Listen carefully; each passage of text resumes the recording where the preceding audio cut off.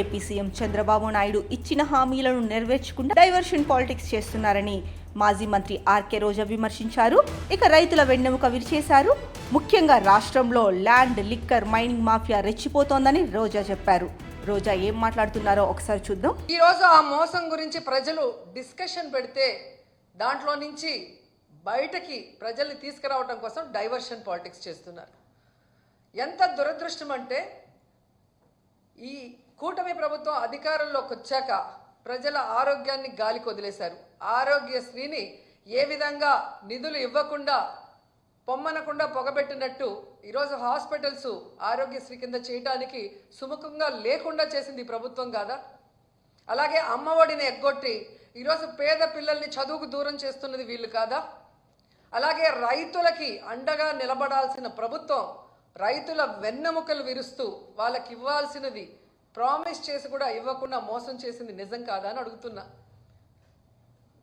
ఇవన్నీ ఒక ఎత్తు అయితే ఈరోజు రాష్ట్రంలో అవినీతి ఎంత విచ్చలవిడిగా జరుగుతుందో అందరూ కళ్ళారా చూస్తున్నారు.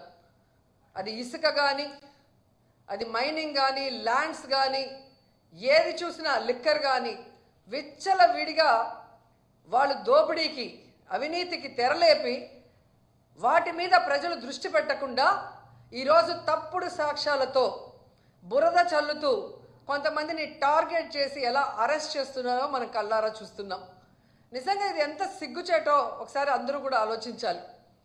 ఈరోజు ఇంటెలిజెన్స్ చీఫ్గా పనిచేసిన పిఎస్ఆర్ ఆంజనేయులు గారిని అరెస్ట్ చేసి తీసుకురావడం చూస్తుంటే డైవర్షన్ డర్టీ పాలిటిక్స్కి పరాకాష్ట.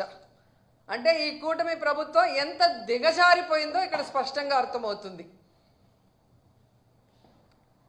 పోలీసులు గుర్తుపెట్టుకోవాలి, ఈరోజు లోకేష్ చంద్రబాబు నాయుడు మాటలు విని రెడ్ బుక్ రాజ్యాంగాన్ని అమలు చేస్తున్న పోలీస్ ఆఫీసర్సు ఇది మీరు అర్థం చేసుకోవాలి. తప్పు చేయని ఆంజనేయులు గారిని ఈ విధంగా అరెస్ట్ చేసి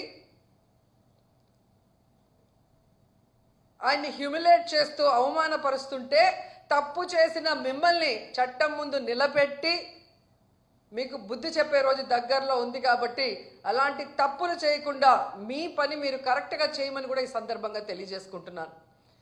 ఎందుకంటే ఏదో కిరీటం పెట్టేస్తారు చంద్రబాబు నాయుడు, లోకేష్ అని చెప్పి చాలా చోట్ల పోలీసులు పెద్ద స్థాయి నుంచి కింద స్థాయి వరకు అందరూ కూడా వన్ సైడ్గా తప్పుడు సాక్ష్యాల్ని సృష్టించి తప్పుడు కేసులు పెట్టి ఏ విధంగా అరెస్ట్ చేసి పైశాచిక ఆనందం పొందుతున్నారో వాళ్ళందరినీ కూడా హెచ్చరిస్తున్నా. భవిష్యత్తులో మళ్ళీ కూటమి ప్రభుత్వం వచ్చే అవకాశం లేదు. ప్రజలు ఇప్పటికే మేల్కొన్నారు. ఈ కూటమి ప్రభుత్వం వల్ల వాళ్ళు సర్వనాశనమైన విషయాన్ని వాళ్ళు గుర్తించారు.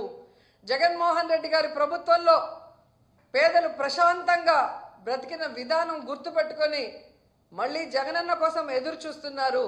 జగనన్న ముఖ్యమంత్రి అయిన వెంటనే తప్పు చేసిన వాడు ఎవరైనా వదిలిపెట్టేది లేదు. న్యాయస్థానం ముందు నిలబెట్టి వాళ్ళందరినీ కూడా జైలుకు పంపిస్తామని కూడా హెచ్చరిస్తున్నాం.